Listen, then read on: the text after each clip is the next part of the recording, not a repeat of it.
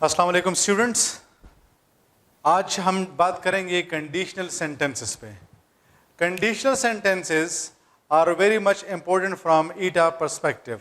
Normally आप लोग के पास यहाँ कंडीशनल सेंटेंसेस से एक क्वेश्चन ज़रूर आता है। अब कंडीशनल सेंटेंसेस बहुत ज़्यादा आसान है, आप इसके बारे में अपना कंसेप्ट क्लियर करने की कोशिश करें। देखिए, वो सेंटेंस जिसमें हमारे पास एफ आ जाए, एफ, या वो सेंटेंस जिसमें हमारे पास व्हेन आ जाए, ऐसे सेंटेंसेस को हम कंडीशनल सेंटेंसेस कहते हैं। फॉर एग्जांपल, हमारे पास सेंटेंस आ जाए if I see him I will inform him. If I see him I will inform him. अब आप देख सकते हैं कि इस सेंटेंस के स्टार्ट में हमारे पास एफ आया है, इस वजह से इस सेंटेंस को हम कंडीशनल सेंटेंस कहेंगे। या मैं इस सेंटेंस को इस तरह भी लिख सकता हूं कि when I see him I will inform him. अब ऐसा सेंटेंस जिसमें आपके पास एफ आया हो, या ऐसा सेंटेंस जिसमें आपके पास व्हेन आया हो, ऐसे सेंटेंस को हम कंडीशनल सेंटेंसेस कहते हैं। अब कंडीशनल सेंटेंस में आपके पास टू पार्ट्स होते हैं, टू पार्ट्स। एक आपके पास काज होता है और एक आपके पास इफेक्ट होता है। कंडीशनल सेंटेंस के आपके पास टू पार्ट्स होते हैं, एक को हम काज कहते हैं और एक को हम कहते हैं इफेक्ट।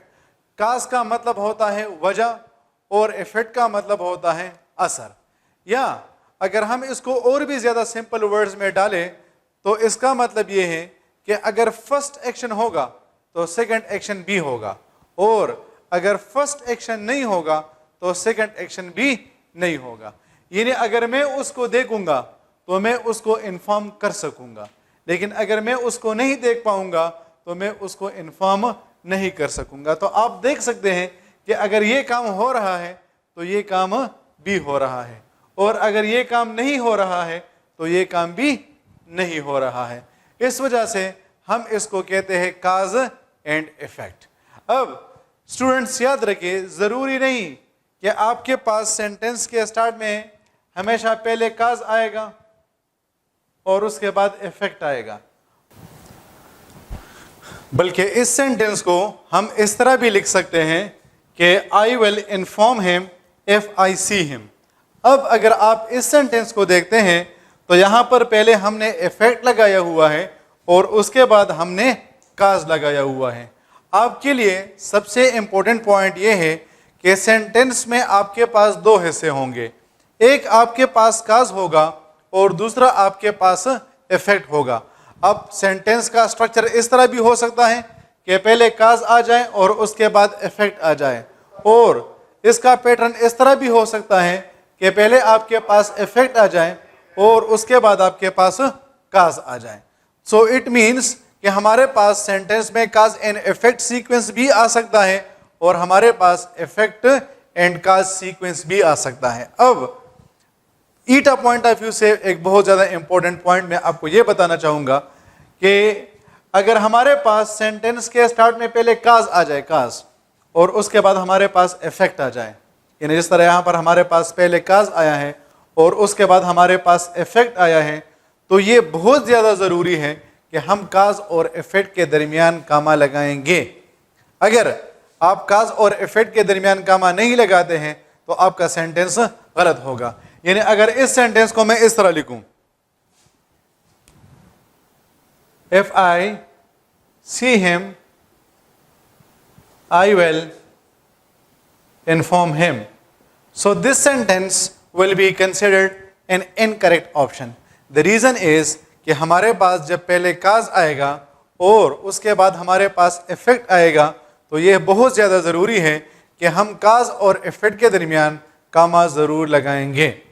इसी तरह अगर हमारे पास पहले इफेक्ट आ जाए और उसके बाद हमारे पास काज आ जाए, जिस तरह यहाँ पर हमने लिखा है कि आई will inform him if I see him, तो फिर याद रखें कि हम इफेक्ट और काज के दरमियान कामा नहीं लगाएंगे।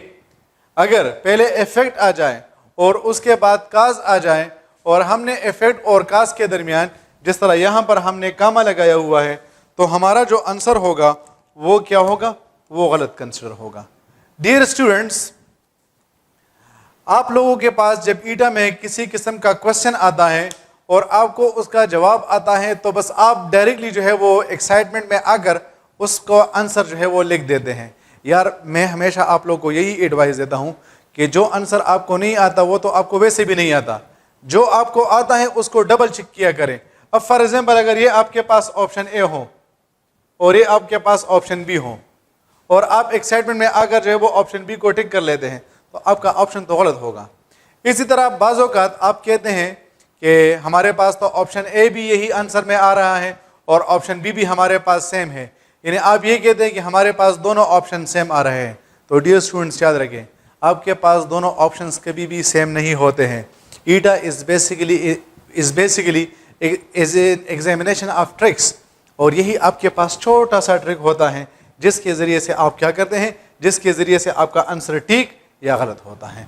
तो अगर थोड़ा सा हम रिकैप कर ले अभी तक हमने जो कुछ डिस्कस किया है, तो वो ये होगा कि वो सेंटेंस जिसमें आपके पास एफ आ जाए या व्हेन आ जाए, ऐसे सेंटेंसेस को हम कंडीशनल सेंटेंसेस कहते हैं। पॉइंट नंबर 1 हुआ। पॉइंट नंबर 2 ये है कि इसके हमारे पास दो पार्ट्स हैं, एक हमारे पास है काज, दूसरा हमारे पास है इफेक्ट। काज का मतलब होता है वजह और इफेक्ट का मतलब होता है उसका असर। तीसरा हमारे पास पॉइंट ये है कि जब काज आएगा पहले और उसके बाद इफेक्ट आएगा, तो काज और इफेक्ट के दरमियान कामा आएगा। और चौथा पॉइंट ये है कि अगर पहले इफेक्ट आ जाए और उसके बाद काज आ जाए, तो इफेक्ट और काज के दरमियान कामा नहीं होगा। तो अभी तक हमने इन पॉइंट्स को जो है वो डिस्कस कर लिया है। अब हम डिस्कस करते हैं टाइप्स ऑफ कंडीशनल सेंटेंसेस, कि हमारे पास कंडीशनल सेंटेंसेस के कौन कौन से बेसिक टाइप्स हैं।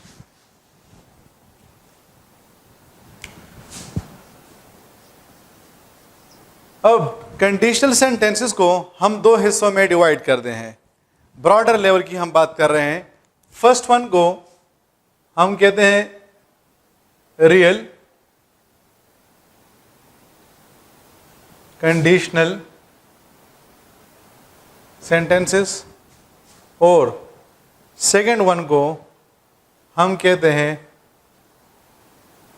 Unreal conditional sentences. अभी हम इसको थोड़ा सा ब्रॉडर लेवल पे डिस्क्राइब कर रहे हैं, सही है। रियल जिस तरह इसके नाम से वाज़ेह है, ठीक है, वो चीज़ जो कि हमारे रियल लाइफ में होती है, या जब हम किसी ऐसे सिचुएशन की बात करते हैं जिसको हम खुद अपनी आंखों से देखते हैं। और दूसरा हमारे पास है अनरियल कंडीशनल सेंटेंसेस। तो अनरियल हमारे पास वो बन जाएगी जिसको जब हम किसी ऐसे सिचुएशन की बात करते हैं जिसको हम अपने रियल लाइफ में नहीं देख सकते हैं, या जो कि हमारे रियल लाइफ में पॉसिबल ना हो। अभी आप लोगों ने कंफ्यूज नहीं होना है, सही है। मैं जब आप लोगों को एग्जांपल्स दूंगा और इसको हम डिस्कस करेंगे, तो फिर आप लोगों के लिए ये पॉइंट्स क्लियर हो जाएंगे। अब रियल कंडीशनल सेंटेंसेस को हम डिवाइड करते हैं दो हिस्सों में। फर्स्ट वन को हम कहते हैं जीरो कंडीशनल सेंटेंसेस, और सेकंड वन को हम कहते हैं first conditional sentences. Real conditional sentences के हमारे पास टू टाइप्स हैं। The first one is called zero conditional sentence, जबकि दूसरे को हम कहते हैं फर्स्ट कंडीशनल सेंटेंस। इसी तरह अनरियल कंडीशनल सेंटेंस के भी हमारे पास दो पार्ट्स हैं।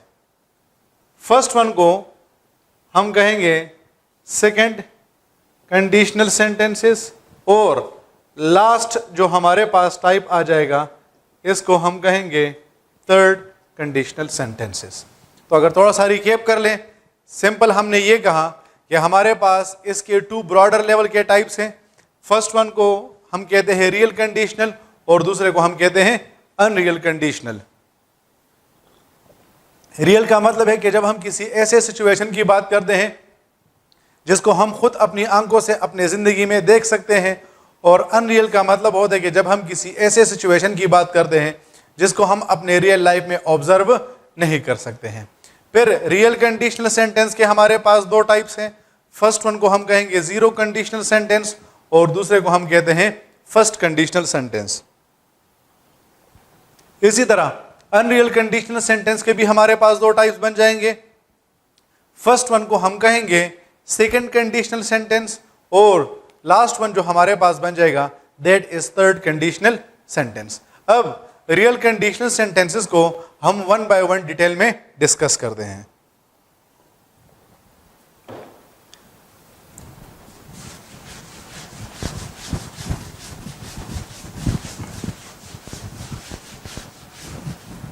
सबसे पहले हम बात करेंगे रियल कंडीशनल सेंटेंसेस की, और रियल कंडीशनल सेंटेंस में हम सबसे पहले बात करेंगे जीरो कंडीशनल सेंटेंसेस की। जीरो कंडीशनल सेंटेंसेस हमारे पास कौन से सेंटेंसेस होती हैं? तो सबसे पहले हम बात करते हैं इसकी यूसेज की। यूसेज का मतलब ये है कि हम इसको कहां पर इस्तेमाल करते हैं। तो हम इसको यूज करते हैं यूनिवर्सल ट्रूथ के लिए, या इसको हम यूज करते हैं साइंटिफिक ट्रूथ के लिए। यूनिवर्सल या साइंटिफिक ट्रूथ का मतलब यह है कि ऐसे एक्शंस जिसका हमारे पास रिजल्ट सारे दुनिया में सेम आता है। क्या मतलब है इसका? देखिए फॉर एग्जांपल, अगर मैं यहां पर एक एग्जांपल लिखूं, when the sun rises light spreads, when the sun rises light spreads. अब दुनिया के जिस भी हिस्से में हो, चाहे वो पाकिस्तान में है, चाहे वो अफगानिस्तान में है, चाहे वो किर्गिज़स्तान में है, चाहे वो ताजिकिस्तान में है, चाहे वो उज़्बेकिस्तान में है, या चाहे वो अज़रबैजान में है, जहाँ पर भी है दुनिया में, अगर आपके पास सूरज निकलेगा तो वहाँ पर आपके पास रोशनी क्या होगी? रोशनी आपके पास फैलेगी। तो इसका मतलब ये हुआ कि ऐसे एक्शंस जिसका हमारे पास रिजल्ट 100% आता है, तो ऐसे एक्शंस को हम जीरो कंडीशनल सेंटेंस कहेंगे। वो सेंटेंसेस जिसका हमारे पास रिजल्ट सारी दुनिया में एक जैसा आता है, तो ऐसे सेंटेंसेस को हम जीरो कंडीशनल सेंटेंसेस कहते हैं। अब ईटा पॉइंट ऑफ व्यू से सबसे पहले आपने क्या करना है कि सबसे पहले आपने आइडेंटिफाई करना है कि आया ये सेंटेंस जो हमारे पास आया है ये हमारे पास जीरो कंडीशनल सेंटेंस है कि नहीं। और फिर दूसरा आपने जो इंपॉर्टेंट चीज़ करनी है वो ये है कि आपने इसके लिए करेक्ट जो स्ट्रक्चर है उसको इस्तेमाल करना है। अब इसका हमारे पास स्ट्रक्चर कुछ इस तरह से होगा कि हम सेंटेंस के स्टार्ट में एफ लगा लेंगे या हम सेंटेंस के स्टार्ट में व्हेन लगा लेंगे। जीरो कंडीशनल सेंटेंस का हमारे पास स्ट्रक्चर कुछ इस तरह से है कि हम सेंटेंस के स्टार्ट में एफ लगा लेंगे या सेंटेंस के स्टार्ट में व्हेन लगा लेंगे, फिर उसके बाद हमारे पास जो इफेक्ट आया है, ठीक है, हम उसमें लगा लेंगे प्रेजेंट इंडेफिनिट टेंस। जबकि दूसरे पार्ट में हमारे पास ये हमारे पास जो काज है और हमारे पास जो इफेक्ट आएगा उसमें भी हम यूज करेंगे प्रेजेंट इंडेफिनिट टेंस को। इसका मतलब ये हुआ कि सेंटेंस के दोनों पार्ट्स में हमारे पास प्रेजेंट इंडेफिनिट टेंस आएगा। प्रेजेंट इंडेफिनिट टेंस का मतलब क्या होता है?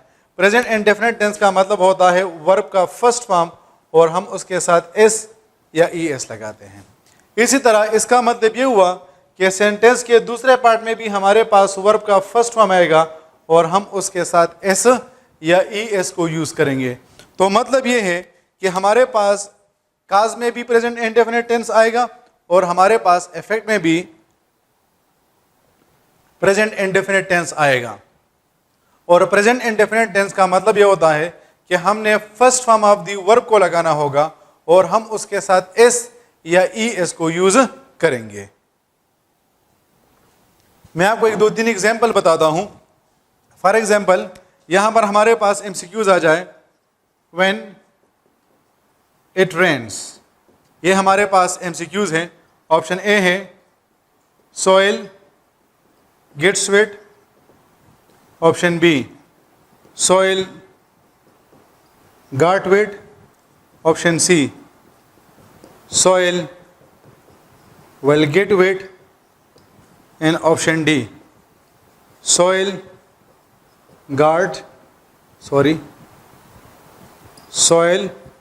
would get wet. अब लेट्स सपोज हमारे पास एक MCQs आया है, and MCQs is when it rains, soil gets wet, soil got wet, soil will get wet, and option D, soil would get wet. अब देखिए ये हमारे पास एक यूनिवर्सल फिनोमिनन है कि दुनिया में जिस जगह पर भी बारिश होती है वहाँ पर ज़मीन गीली होती है। अब इस तरह नहीं कि एक जगह पर ज़मीन गीली होगी और दूसरी जगह पर ज़मीन गीली नहीं होगी। तो इस वजह से हमने क्या करना है, अब इफेक्ट में हमने first form of the verb को देखना है। तो अगर आप इसको देखते हैं, गॉट हमारे पास second form of the verb है, वेल को हम यूज़ नहीं कर सकते हैं, इसी तरह वुड को भी हम इसके साथ यूज़ नहीं कर सकते हैं। तो यहाँ पर हमारे पास सिर्फ और सिर्फ एक ही ऑप्शन रह जाएगा, दैट इज़ गेट्स। तो गेट्स हमारे पास first form of the verb है, इस वजह से हमारे पास जो राइट ऑप्शन है that is soil gets wet. इसी तरह अगर मैं आपको नेक्स्ट एग्जांपल दूं, when the sun sets, option A, night started, option B, night was starting, option C, night might start, and option D, night starts. तो अब ज़रा आप अगर इन MCQs को देखते हैं तो ये भी आपके पास एक यूनिवर्सल फिनोमिनन है कि दुनिया में जहाँ पर भी सूरज क्या होता है, सूरज बैठ जाता है तो वहाँ पर रात शुरू हो जाती है। तो आप देखिए ना, night started second form of the verb, night was starting ये हमारे पास past form of the verb आया है। माइट को हम इसके साथ यूज नहीं कर सकते हैं, जिस तरह हमने कहा है कि हम इसके साथ first form of the verb को लगाएंगे और हम इसके साथ एस लगाएंगे। अच्छा, ये ऑप्शन इस तरह भी आ सकते हैं, फॉर एग्जांपल ऑप्शन सी आ जाए, नाइट स्टार्ट, तो फिर उस वक्त फिर से आप कंफ्यूज हो जाते हैं कि यार हमारे पास तो दोनों ऑप्शन सेम है। तो नहीं, हमने ये कहा था कि हम वर्ब के साथ क्या करते हैं, एस या ई एस लगाते हैं। तो ये वाला जो ऑप्शन ई होगा ये गलत हो जाएगा। क्यों? क्योंकि यहाँ पर इसके साथ जो है वो एस आया है, जबकि इसके साथ एस नहीं आया हुआ है। इस तरह अगर मैं आपको साइंटिफिक ट्रूथ के बारे में एग्जांपल दे दूं, ये तो हम यूनिवर्सल ट्रूथ की बात कर रहे थे। अगर आपके पास एमसीक्यूज आ जाए कि if you press the button, option A, a machine starts, option B, a machine started, option C, a machine could start, and option D, a machine would have started. तो अब देखिए ये हमारे पास एक साइंटिफिक ट्रूथ है। Scientific truth का यहाँ पर हम मतलब ये ले रहे हैं कि ये आप दुनिया के जिस भी हिस्से में आपके पास अगर आप मशीन का बटन दबाते हैं तो वो स्टार्ट हो जाता है। अब आप मुझे ये ना बताएं कि सर अगर बिजली नहीं है या मशीन ख़राब है, तो हम ऐसे सिचुएशन की बात नहीं कर रहे। अगर हम साइंटिफिक ट्रूथ की बात करें तो हम ऐसे सिचुएशन की बात कर रहे हैं कि जिसमें हमारे पास जो सारे सिचुएशन है वो ठीक है, बिजली भी हमारे पास है, हमारे पास मशीन वगैरह भी मौजूद हैं। तो इसके बेस पर हमारे पास ये जो एग्जाम्पल आएगा इसमें हमारे पास जो राइट ऑप्शन होगा that is a machine starts. तो ये हमारे पास था जीरो कंडीशनल सेंटेंस। थोड़ा सा फिर से रिवाइज करते हैं, इसको हम जीरो कंडीशनल इस वजह से कहते हैं क्योंकि हमारे पास इसका जो काज होता है उसका इफेक्ट हमारे पास हमेशा हमारे पास सेम आता है। और दूसरा पॉइंट ये है कि इसको हम यूनिवर्सल या साइंटिफिक ट्रूथ के लिए यूज करते हैं। थर्ड पॉइंट इसमें हमारे पास ये है कि सेंटेंस के स्टार्ट में हम इफ या व्हेन लगा लेंगे और फिर हम उसके साथ प्रेजेंट इंडेफिनिट टेंस को यूज करेंगे। काज में भी और इफेक्ट में भी हम प्रेजेंट इंडेफिनिट टेंस को यूज करेंगे। और प्रेजेंट इंडेफिनिट टेंस का मतलब होता है कि हम इसके साथ first form of the verb को यूज करेंगे। सेंटेंस के दोनों पार्ट में हमारे पास first form of the verb आएगा और हम उसके साथ एस या ई एस को यूज करेंगे। So this was zero conditional sentence. अब जीरो कंडीशनल सेंटेंस के बाद हमारे पास अब अभी तक हम सिर्फ रियल कंडीशनल सेंटेंस की बात कर रहे हैं। उसका हमारे पास जो दूसरा टाइप आ जाएगा, इसको हम कहेंगे फर्स्ट कंडीशनल सेंटेंस। अब सबसे पहले हमारे पास जो फर्स्ट कंडीशनल सेंटेंस के बारे में हम बात करेंगे, तो हम इसके यूसेज की बात करते हैं। तो इसका यूसेज हमारे पास ये है कि हम इनको प्रोबेबल एक्शंस के लिए यूज करते हैं। प्रोबेबल एक्शंस हमारे पास वो एक्शंस होते हैं जिनका हमारे पास 70% चांस होता है कि ये काम होगा, लेकिन 30% चांसेस हमारे पास ये भी होते हैं कि हो सकता है कि ये काम ना हो। स्टूडेंट्स, इससे पहले हमने जब जीरो कंडीशनल सेंटेंस के बारे में बात की, so we said that those actions who have got 100% surety, कि उसका हमारे पास रिजल्ट एक जैसा आएगा, तो हम उसको जीरो कंडीशनल सेंटेंस कहते हैं। अब हमारे पास जो फर्स्ट कंडीशनल सेंटेंस है, इसका हमारे पास रिजल्ट ये होता है कि इसका हमारे पास 30% चांसेस होते हैं कि हो सकता है कि ये काम ना हो, लेकिन 70% चांसेस है कि ये काम होगा। मैं फॉर एग्जांपल आपको एग्जांपल दूंगे, if I see him I will inform him. If I see him I will inform him, अगर मैं उसको देखूंगा या अगर मैं उससे मिलूंगा तो मैं उसको मालूमात फराहम कर दूंगा, लेकिन हो सकता है कि मैं जब उससे मिलूं तो मेरे जहन से वो बात निकल चुकी हो। ऐसा भी पॉसिबल है कि हम दोनों बहुत ज़्यादा जल्दी में हो और हम उस बात को शेयर ना कर सकें। इसी तरह ये भी पॉसिबल है कि हम जब एक दूसरे के साथ मिले तो वहाँ पर एक ऐसा बंदा मौजूद हो जिसकी वजह से हम एक दूसरे के साथ वो बात शेयर ना कर सके, लेकिन 70% हमारे पास चांसेस क्या है? 70% हमारे पास चांसेस ये है कि ये एक्शन हमारे पास होगा। तो हम अपने लाइफ के बारे में जब बात करेंगे और हम किसी यूनिवर्सल या साइंटिफिक ट्रूथ की बात नहीं करेंगे, तो फिर उनके लिए हम जो सेंटेंसेस यूज करेंगे उसको हम कहेंगे फर्स्ट कंडीशनल सेंटेंसेस। अब हम बात करते हैं इसकी स्ट्रक्चर की, कि हमारे पास इसका स्ट्रक्चर कैसे आएगा। तो हमारे पास इसका स्ट्रक्चर कुछ इस तरह से आएगा कि हम सेंटेंस के स्टार्ट में एफ लगा लेंगे या सेंटेंस के स्टार्ट में हम वेल लगा लेंगे, फिर हम उसके साथ जो हमारे पास काज है उसमें लगा लेंगे प्रेजेंट इंडेफिनिट टेंस, जबकि हमारे पास जो इफेक्ट है हमारे पास उसमें विल भी आ सकता है, शैल भी आ सकता है, मे भी आ सकता है, कैन भी आ सकता है, गोइंग टू भी आ सकता है, जबकि हमने इसके साथ वर्ब का फर्स्ट फॉर्म यूज करना है। और प्रेजेंट इंडेफिनिट टेंस के बारे में ऑलरेडी हमने डिस्कस कर लिया है कि प्रेजेंट इंडेफिनिट टेंस का मतलब होता है वर्ब का फर्स्ट फॉर्म, और अगर सिंगुलर हो तो हम उसके साथ एस या ई एस को यूज करते हैं। तो अब आप देख सकते हैं कि इसका हमारे पास जो स्ट्रक्चर आ रहा है वो कुछ इस तरह से है कि हम सेंटेंस के स्टार्ट में एफ या वेन लगा लेंगे, फिर हम उसके बाद काज में प्रेजेंट इंडेफिनिट टेंस को यूज कर लेंगे, और प्रेजेंट इंडेफिनिट टेंस का मतलब होता है कि वर्ब का फर्स्ट फॉर्म और हम उसके साथ एस या ई एस को यूज करते हैं। और फिर इफेक्ट में हमारे पास वेल आएगा, शल आ सकता है, मे आ सकता है, कैन आ सकता है, गोइंग टू आ सकता है, और आप इसके साथ हमेशा क्या करेंगे? First form of the verb को यूज करेंगे। यानी अगर मैं आपको एग्जांपल दूं, फॉर एग्जांपल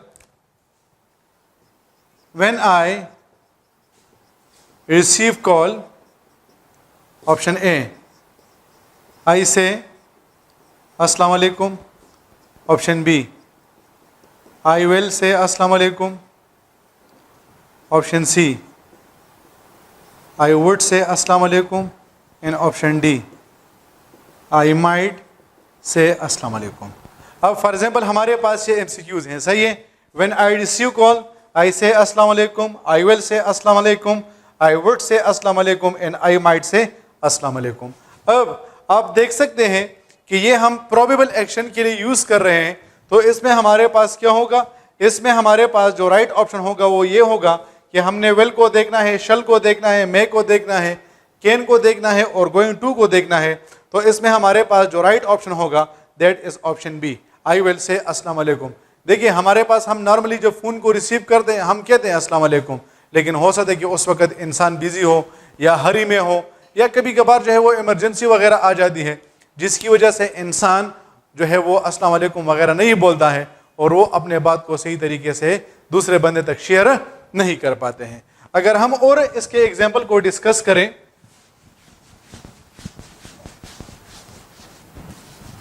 इसके स्ट्रक्चर को मैं छोड़ रहा हूं ताकि आप लोगों के लिए आसानी हो। फॉर एग्जाम्पल मैं कहता हूं कि when she reaches home, option A, she goes to her room directly, option B, she may go to her room directly, option C, she would go to her room directly, and option D, she, for example, would have gone to her room directly. अब हमारे पास MCQs हैं। when she reaches home, she goes to her room directly, she may go to her room directly, she would go to her room directly, and she would have gone to her room directly. अब ये आप इस MCQs को अगर देख दें तो हम किसी यूनिवर्सल या साइंटिफिक ट्रूथ की बात तो नहीं कर रहे हैं, हम प्रोबेबल सिचुएशन की बात कर रहे हैं। इस वजह से इसमें हमारे पास जो राइट ऑप्शन है that is she may go to her room directly. Students, मैं आपको यहाँ पर यह भी बताता चलूँ कि ज़रूरी नहीं कि आपके पास हमेशा काज ही आएगा और आपके पास इफेक्ट ऑप्शन में आएंगे। आपके पास इस तरह का MCQs भी आता है कि ही will clean the board, option A, when the teacher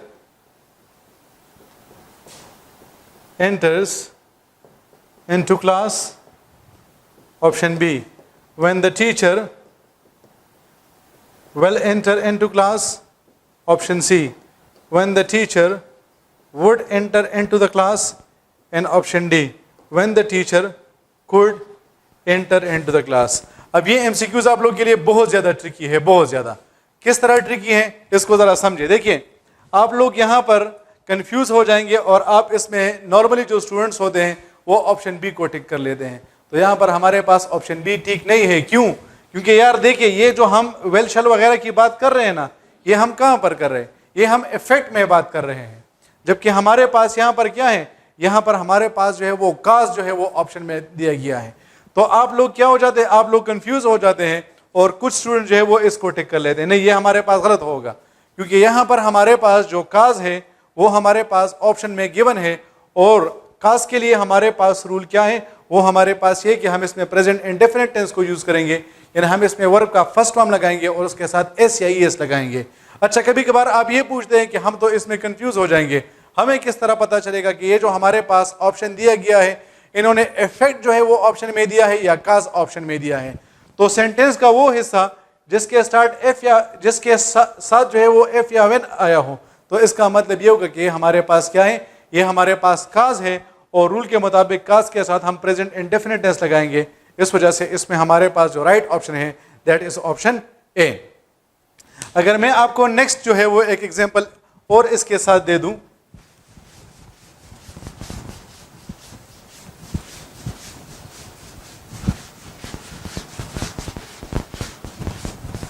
और वो कुछ इस तरह से हो कि I am going to buy new books, option A, when I go to market, option B, when I went to market, option C, when I will go to market, and option D, when I would go to market। तो सबसे पहले आपके पास options आए हैं, आपने ये identify करना है कि ये जो ऑप्शंस आपके पास आए हैं, आया ये काज है या ये इफेक्ट है।